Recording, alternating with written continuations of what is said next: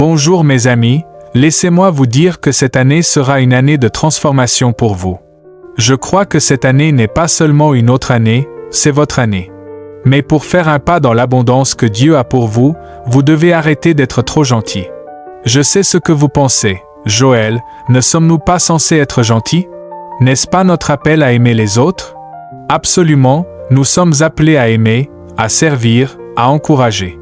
Mais nulle part dans les Écritures, il n'est dit que nous devons vivre sans limite et laisser les gens nous marcher dessus. Être gentil, c'est bien, mais être trop gentil peut vous épuiser et vous éloigner du meilleur que Dieu a pour votre vie.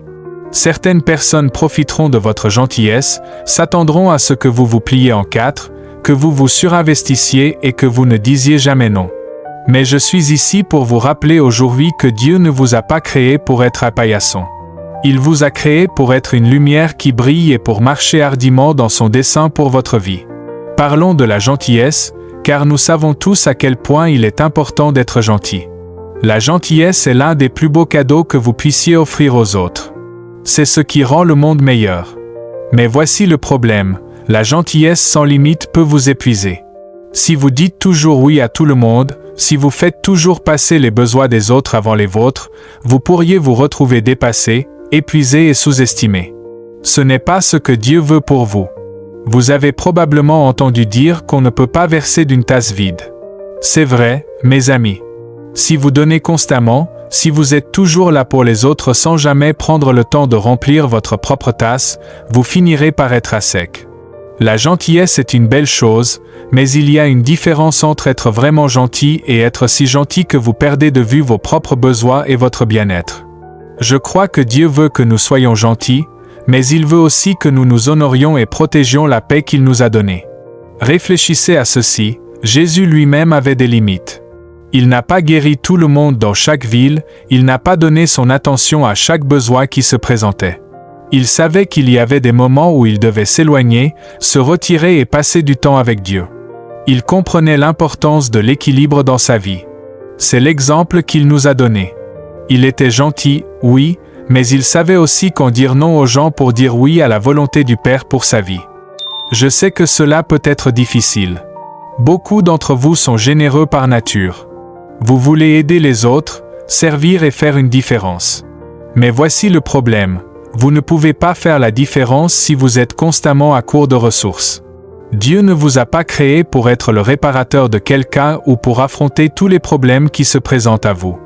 Il vous a créé pour aimer, encourager et aider d'une manière qui correspond à son plan pour votre vie. Cela signifie qu'il faut établir des limites saines qui vous permettent de servir les autres sans vous sacrifier dans le processus.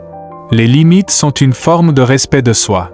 Elles reflètent la connaissance de votre valeur. Lorsque vous fixez des limites, vous dites « Je me respecte, j'honore mon temps et j'honore mon but ». Et vous savez quoi? Dieu honore cela.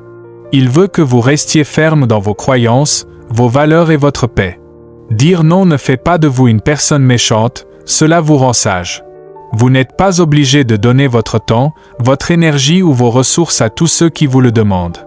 Vous avez le droit de protéger votre cœur, votre esprit et votre âme. Quand vous fixez des limites, vous apprenez aussi aux autres comment vous traiter. Ils vous respecteront davantage quand ils verront que vous savez ce dont vous avez besoin et que vous n'avez pas peur de le protéger. Vous leur montrez que vous n'êtes pas un paillasson sur lequel on marche, mais une personne de valeur avec une vocation unique. Et c'est important, car lorsque vous vous honorez, les autres commenceront à voir votre valeur aussi. Mais voici la clé, fixer des limites ne signifie pas que vous cessez d'être gentil. En fait, les limites peuvent rendre votre gentillesse encore plus puissante. Lorsque vous établissez des limites claires, vous montrez aux gens que vous tenez suffisamment à eux pour être honnête. Vous leur montrez que votre temps est précieux, que votre énergie est précieuse, et que vous les respectez autant que vous-même. Alors, comment pratiquons-nous cet équilibre entre gentillesse et limites? Cela commence par écouter votre cœur, être à l'écoute de vos besoins et prendre le temps de vous ressourcer. Il est normal de dire non quand quelqu'un demande votre temps ou votre énergie, surtout si cela compromet votre santé, votre paix ou votre relation avec Dieu. Soyez honnête, soyez respectueux, mais ne vous sentez pas coupable de dire non. En fait, Chaque fois que vous dites non à quelque chose qui ne sert pas votre plus grand bien, vous dites oui au meilleur de Dieu pour votre vie. Rappelez-vous, il ne s'agit pas d'être égoïste, il s'agit d'être sage. La gentillesse avec des limites vous permet de donner à partir d'un lieu d'abondance plutôt que d'épuisement. Cela garantit que lorsque vous vous montrez aux autres, vous leur montrez votre moi le plus complet et le plus authentique. Dieu vous a appelé à être une bénédiction, pas un fardeau. Il veut que vous viviez une vie de joie, de paix et de but. Que cette année soit celle où vous embrassez la gentillesse avec des limites. Dites oui à ce qui s'aligne sur votre but, mais ne vous sentez pas mal de dire non quand c'est nécessaire pour protéger votre bien-être. Votre gentillesse brillera plus fort lorsque vous vivrez dans un lieu de force et de paix. Votre valeur n'est pas déterminée par ce que les gens pensent de vous, par ce que vous accomplissez ou par combien vous donnez. Votre valeur vient de Dieu. Il vous a créé, il vous aime et il vous a déjà déclaré précieux. Personne ne peut vous enlever cela. Le monde a une façon de nous faire croire que nous ne valons que ce que nous accomplissons. La société nous dit que notre valeur vient de ce que nous pouvons faire pour les autres, de nos performances ou de nos sacrifices. Mais ce n'est pas ce que Dieu dit de vous. Dans Éphésiens 2, 10, la Bible dit que nous sommes le chef-d'œuvre de Dieu. Il nous a créés en Jésus-Christ pour que nous puissions accomplir les bonnes œuvres qu'il a préparées pour nous il y a longtemps. Comprenez ceci, vous êtes son chef-d'œuvre. Vous n'êtes pas une réflexion après coup, vous n'êtes pas son plan B. Vous êtes son chef-d'œuvre. Quand Dieu vous a créé, il l'a fait avec attention. Il vous a façonné avec amour, soin et détermination. Il vous a regardé et a dit, « Celui-ci est spécial. Celui-ci est à moi. » Alors, pourquoi passons-nous autant de temps à courir après la validation des autres? Pourquoi nous plions-nous en quatre pour essayer de plaire aux gens en espérant qu'ils nous approuveront? Quand vous vivez pour les applaudissements du monde, vous aurez toujours l'impression d'échouer. Mais quand vous reconnaissez que votre valeur vient de Dieu, vous réaliserez que vous avez toujours été suffisant. Réfléchissez à ceci, Dieu n'a pas fait d'erreur quand il vous a créé. Il n'a pas oublié quelque chose ou vous a donné moins que quelqu'un d'autre. Vous avez été fait avec crainte et merveille, exactement comme vous êtes. Vos bizarreries, vos talents, votre personnalité, tout cela fait partie de son dessein divin. Alors, quand vous commencez à douter de votre valeur, rappelez-vous qui est votre Créateur. Celui qui a accroché les étoiles dans le ciel, celui qui a parlé à l'univers pour qu'il existe, c'est le même qui vous appelle sien. S'il vous voit comme précieux, pourquoi vous verriez-vous comme insignifiant? Je sais que ce n'est pas toujours facile de se sentir digne, surtout quand la vie devient difficile. Peut-être que quelqu'un vous a critiqué, rejeté ou vous a fait sentir que vous n'étiez pas assez bien. Peut-être avez-vous essayé de prouver votre valeur en disant oui à tout et à tous, en espérant qu'en faisant assez, vous finiriez par vous sentir précieux. Mais laissez-moi vous dire ceci, vous n'avez pas besoin de gagner votre valeur. Dieu vous l'a déjà donnée. Elle ne dépend pas de vos performances, elle est basée sur son amour pour vous. Et son amour ne change jamais. Parfois, nous tombons dans le piège de la comparaison. Nous regardons les autres et pensons qu'ils sont plus talentueux, plus réussis, plus aimés que nous. Mais la comparaison est un voleur de joie. Elle nous aveugle à la beauté de qui nous sommes. Dieu ne vous a pas créé pour être comme quelqu'un d'autre. Il vous a créé pour être vous. Quand vous vous comparez aux autres, vous ne doutez pas seulement de vous-même, vous doutez du dessein de Dieu. Mais quand vous croyez qu'il vous a créé exactement comme il le voulait, vous pouvez marcher en confiance, sachant que vous êtes suffisant tel que vous êtes. Et voici la clé, quand vous commencez à voir votre valeur à travers les yeux de Dieu, tout change. Vous arrêtez d'essayer de prouver votre valeur à des gens qui ne vous apprécient pas. Vous arrêtez de vous surmener pour gagner de l'amour ou de l'approbation. Vous arrêtez de vous contenter de moins que le meilleur de Dieu pour votre vie. Au lieu de cela, vous commencez à vous tenir droit, sachant que vous êtes un enfant du Très-Haut. Vous commencez à fixer des limites, non parce que vous êtes méchant, mais parce que vous savez que votre temps et votre énergie sont précieux.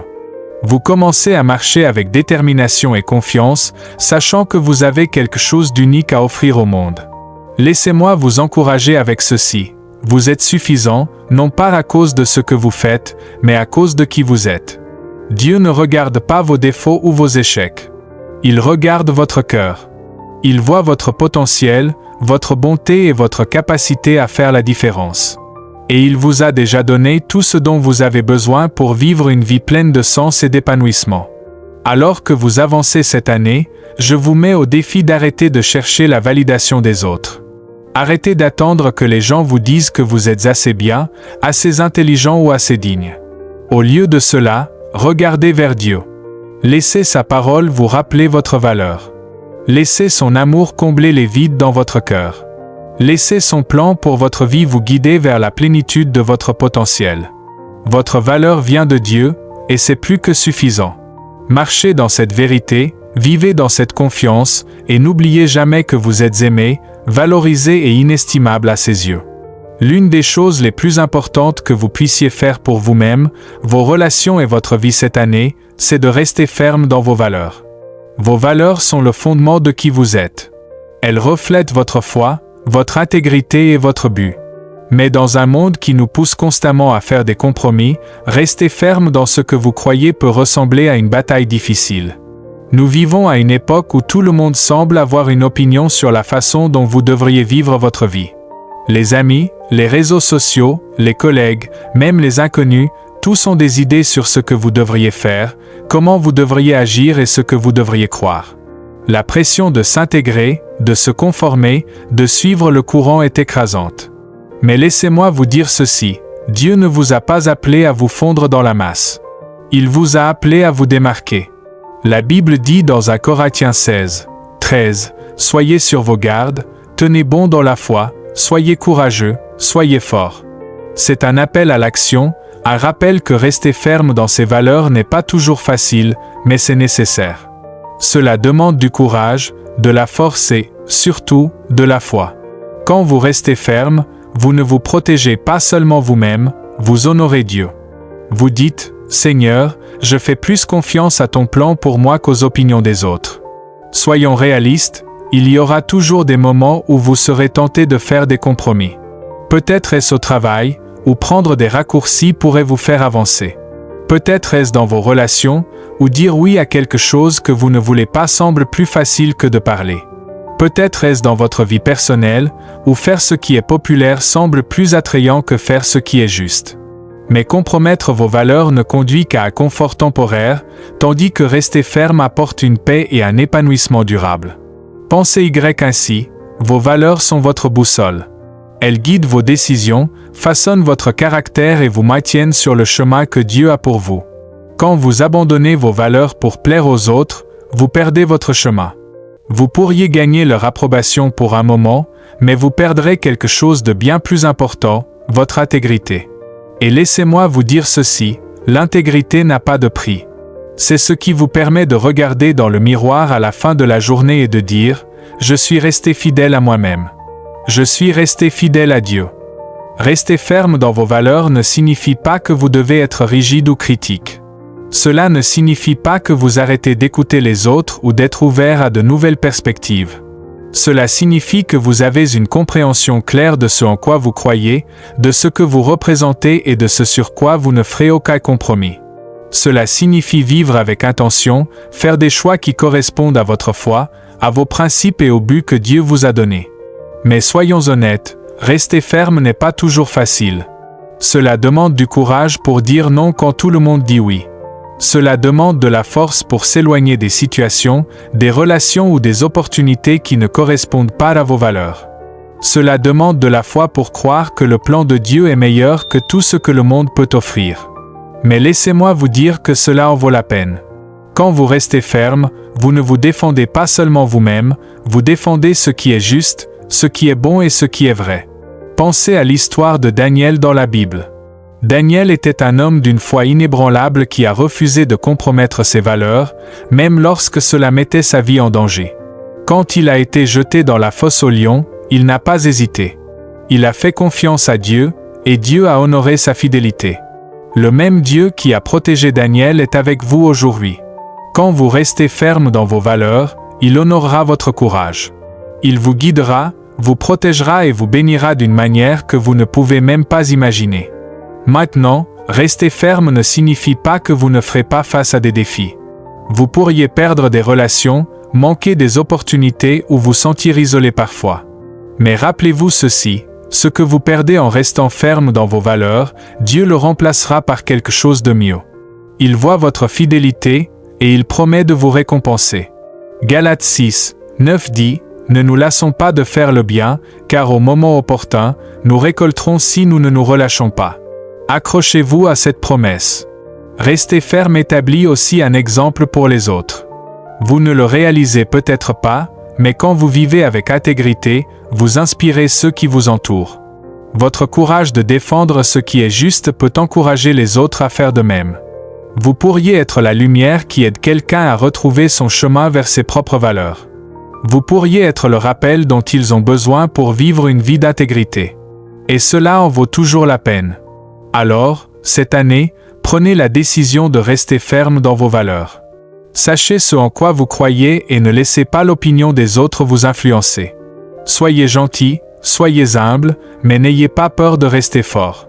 Parlez quand il le faut, faites confiance à Dieu pour honorer votre fidélité. Et rappelez-vous, mes amis, vous ne portez pas cela seul. Dieu est avec vous à chaque étape. Il est votre force, votre guide et votre protecteur. Quand vous restez ferme dans vos valeurs, vous vous appuyez sur le rocher solide de sa vérité. Et c'est une fondation qui ne peut jamais être ébranlée. Restez ferme, soyez courageux et regardez comment Dieu agit dans votre vie cette année. Vous en êtes capable, parce qu'il vous a équipé. L'une des plus grandes leçons que nous puissions apprendre, c'est comment nous aimer nous-mêmes de la manière dont Dieu nous aime. Ce n'est pas une question d'arrogance ou d'égocentrisme.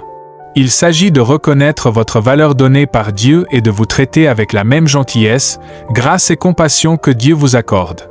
Jésus a dit dans Matthieu 22, 39, « Aime ton prochain comme toi-même. » Pensez un instant, comment pouvez-vous aimer pleinement les autres si vous ne vous aimez pas d'abord vous-même?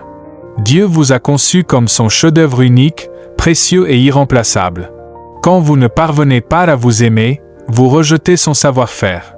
Mais quand vous embrassez son amour pour vous, vous êtes capable de vivre avec confiance, joie et un cœur prêt à répandre son amour sur les autres.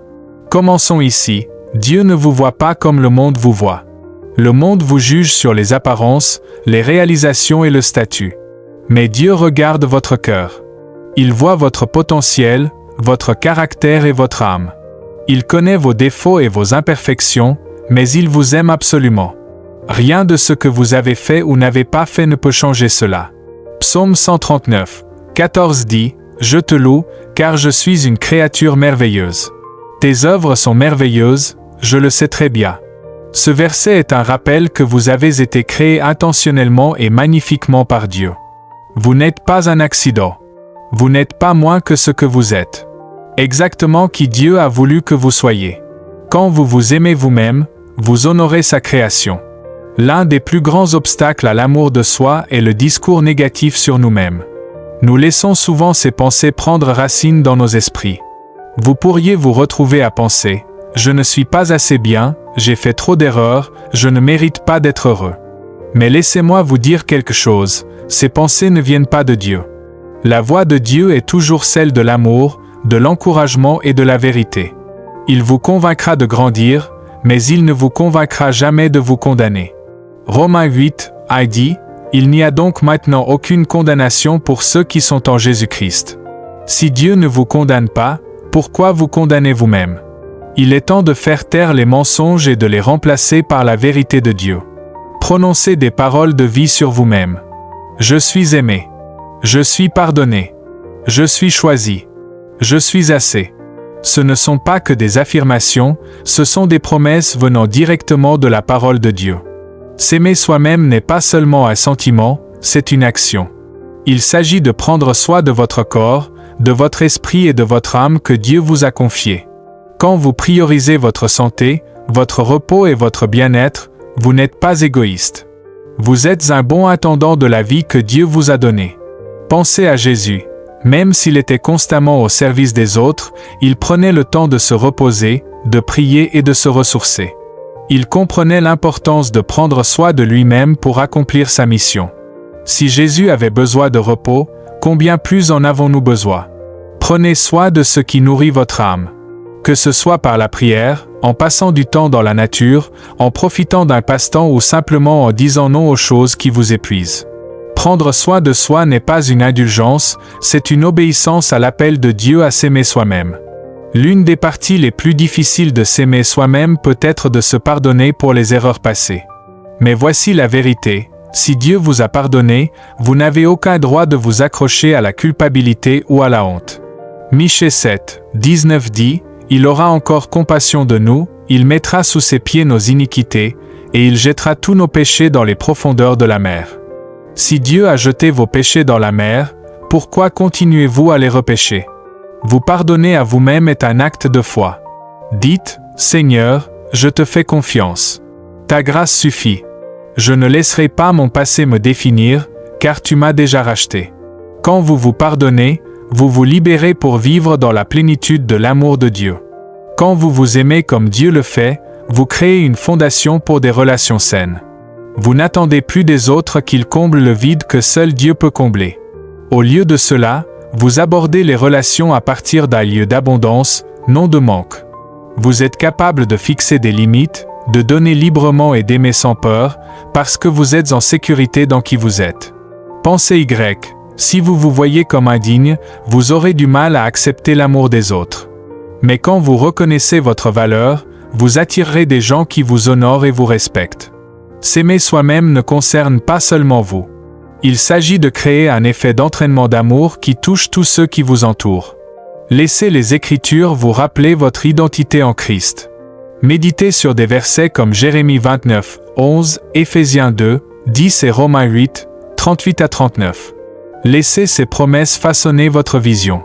Concentrez-vous sur les dons que Dieu vous a donnés au lieu de vous attarder sur ce qui vous manque. Remerciez-le pour ce que vous avez. La gratitude change votre perspective et vous aide à vous voir à travers le prisme de ses bénédictions. Passez du temps avec des gens qui vous élèvent et vous inspirent. Laissez leur amour et leurs encouragements renforcer la vérité de Dieu sur votre valeur. Remplacez le discours négatif sur vous-même par des mots d'affirmation enracinés dans la parole de Dieu. Dites-les à voix haute, écrivez-les et laissez-les prendre racine dans votre cœur. Demandez-lui de vous aider à vous voir comme il vous voit. Priez pour le courage de laisser tomber le doute de soi et d'embrasser son amour. S'aimer pleinement comme Dieu le fait est un voyage, pas une destination. Cela prend du temps, de la patience et de la grâce. Mais à mesure que vous apprenez à vous voir à travers ses yeux, vous découvrirez un sentiment plus profond de paix, de confiance et de joie. Rappelez-vous que l'amour de Dieu pour vous est inconditionnel et immuable. Peu importe où vous étiez ou ce que vous avez fait, son amour demeure inébranlable. Alors, mes amis, que cette année soit celle où vous embrassez pleinement l'amour de Dieu, non seulement pour les autres, mais pour vous-même. Aimez-vous comme il le fait, avec grâce, compassion et un sens inébranlable de votre valeur. Vous êtes son chef-d'œuvre, et c'est plus que suffisant. Tout le monde n'est pas votre mission. Vous n'avez pas été créé pour résoudre tous les problèmes, aider chaque personne ou répondre à tous les besoins. La vie a un but, et ce but vient avec des limites. Quand vous essayez d'assumer des missions que Dieu n'a jamais prévues pour vous, vous vous épuisez, vous perdez votre concentration et vous risquez de manquer ce qu'il vous a vraiment appelé à faire. Dieu a un plan pour votre vie. Éphésiens 2, dit, car nous sommes son ouvrage, ayant été créés en Jésus-Christ pour de bonnes œuvres, que Dieu a préparées d'avance, afin que nous les pratiquions.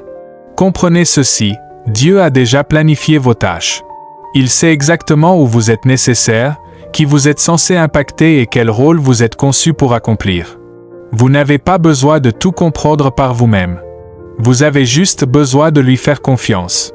Parfois, nous prenons des missions qui ne nous appartiennent pas.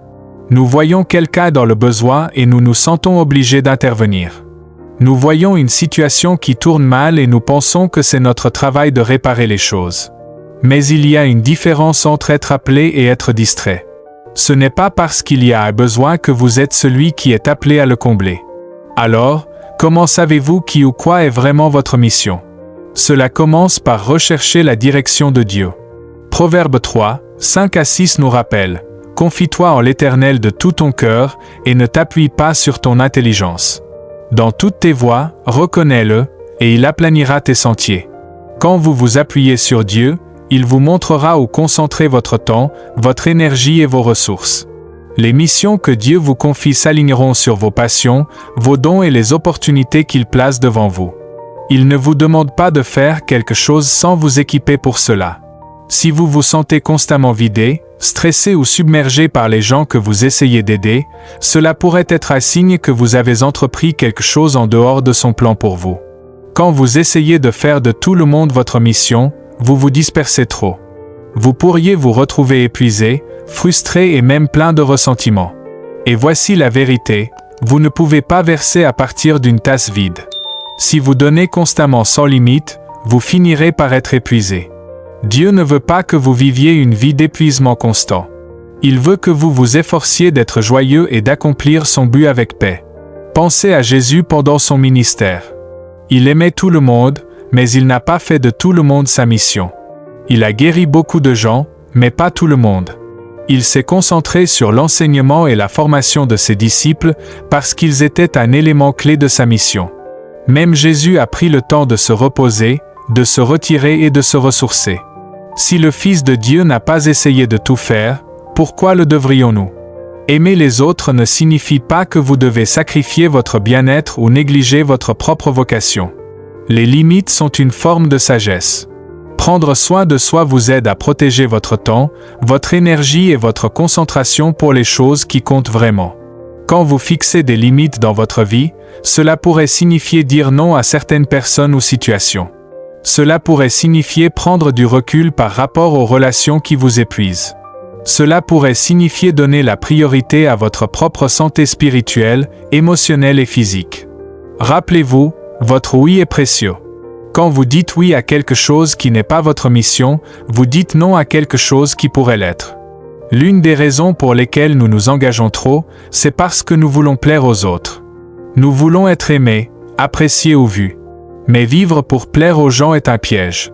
Galatin, dit, est-ce que je cherche à plaire aux hommes ou à Dieu? Si je plaisais encore aux hommes, je ne serais pas serviteur de Christ. Votre accent doit toujours être mis sur le fait de plaire à Dieu, pas aux gens. Quand vous abandonnez le besoin de plaire aux gens, vous vous libérez pour vous concentrer sur ce qui compte vraiment.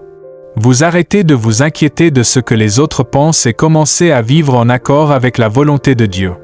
Et quand vous êtes aligné avec sa volonté, vous trouverez paix, clarté et but. L'une des leçons les plus difficiles à apprendre est que vous ne pouvez pas sauver tout le monde. Vous ne pouvez pas réparer chaque situation ou guérir chaque blessure. Mais vous n'avez pas à le faire, parce que c'est le travail de Dieu. Il est le guérisseur ultime, le pourvoyeur, le restaurateur. Votre rôle n'est pas de jouer à Dieu. Votre rôle est de lui être obéissant. Quand vous essayez de tout prendre sur vous, vous dites en gros, « Dieu, je ne te fais pas confiance pour gérer ça. Je vais le faire moi-même. » Mais quand vous lâchez prise et que vous lui faites confiance, vous reconnaissez qu'il a le contrôle. Vous dites, « Seigneur, je te fais confiance pour prendre soin des personnes et des situations que je ne peux pas. » Demandez à Dieu de vous révéler qui et quoi est vraiment votre mission. Soyez ouverts à ses conseils, même si cela signifie lâcher quelque chose dans lequel vous êtes actuellement impliqué. Dire non ne signifie pas que vous ne vous en souciez pas. Cela signifie que vous donnez la priorité à la volonté de Dieu. Pratiquez à dépasser les attentes des gens. Dites non avec grâce et confiance. Faites régulièrement le point. Dépensez-vous votre temps et votre énergie sur vos missions données par Dieu, ou êtes-vous entraîné dans trop de directions? Lâchez la pression pour tout faire. Ayez confiance que Dieu enverra les bonnes personnes pour gérer les tâches qui ne sont pas les vôtres. Demandez conseil à des mentors, des amis ou des chefs spirituels qui peuvent vous aider à discerner vos missions et vous tenir responsable.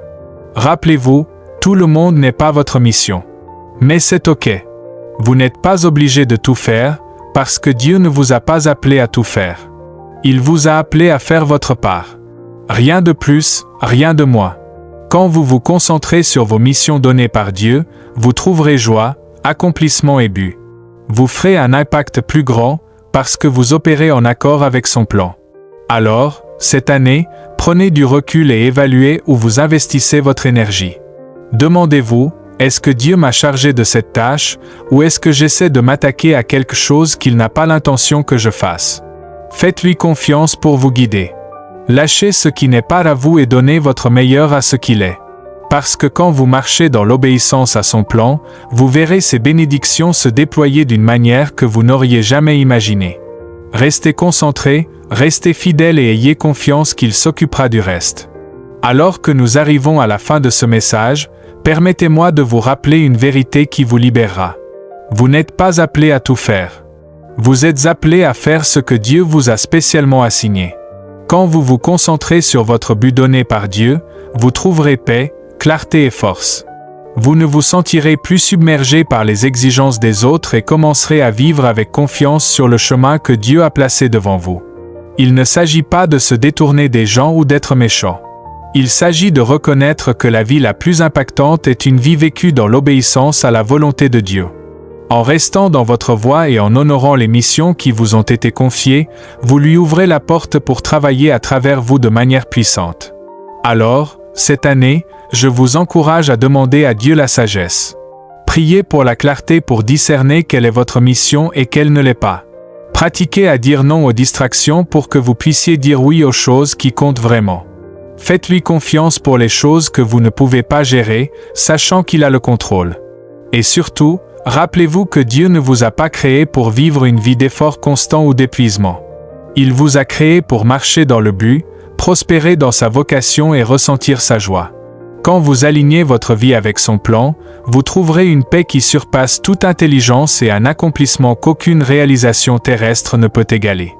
Alors, avancez avec confiance, sachant que vous êtes exactement là où vous devez être, faisant exactement ce que Dieu vous a appelé à faire.